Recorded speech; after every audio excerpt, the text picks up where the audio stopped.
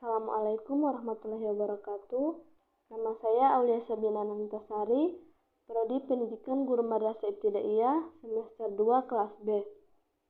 Di sini saya akan menjelaskan tentang nilai-nilai pendidikan Islam dari pemikiran tiga tokoh dan relevansinya dengan pendidikan kekinian. Video ini saya buat untuk memenuhi tugas dari mata kuliah Filsafat Pendidikan oleh dosen pengampu Bapak Firman Sidik MPDI. Yang pertama, pemikiran M. Atiyah Al-Brasyi. Pendapat M. Atiyah Al-Brasyi tentang pendidikan Islam banyak dipengaruhi oleh dan dari rangkuman, sandaran, pemahaman, pemikiran, serta pendidik Muslim sebelumnya yang ditelusurinya dengan baik, terutama pemahaman secara filosofis.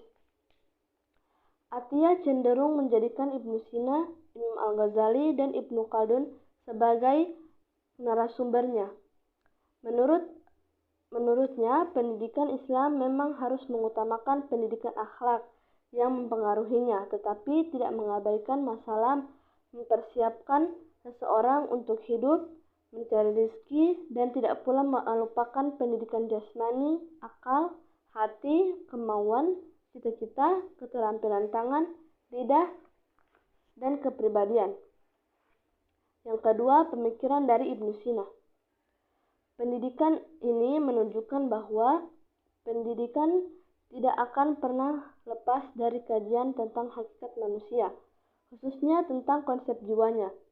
Menurut Ibnu Sina, jiwa manusia yang disebut al-nafs, al-natikat mempunyai dua daya, yaitu yang pertama, daya praktis atau al-amilah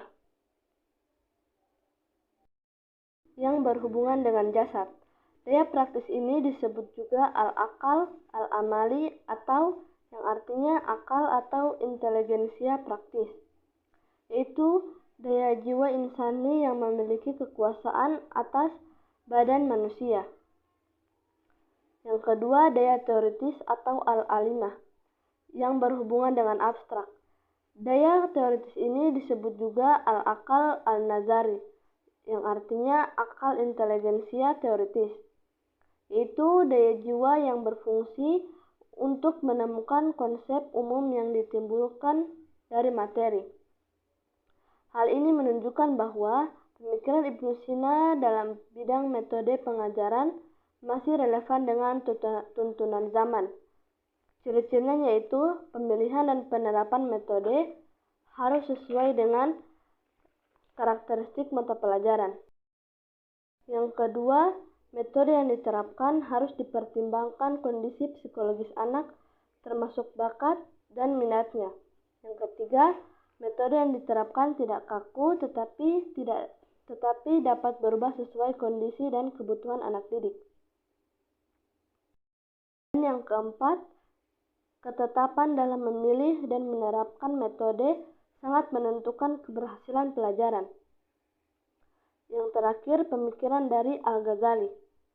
Konsep pendidikan menurutnya yaitu tentang faktor-faktor pendidikan, seperti tujuan pendidikan, pendidik, anak didik, alat-alat pendidik, dan lingkungan yang mempengaruhi anak didik.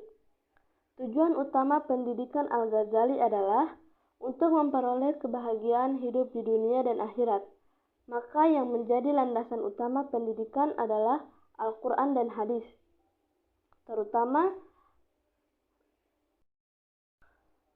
tujuan akhir pendidikan yaitu tercapainya kesempurnaan insani yang bermuara pada pendekatan diri kepada Allah dan kesempurnaan insan yang bermuara pada kebahagiaan dunia dan akhirat.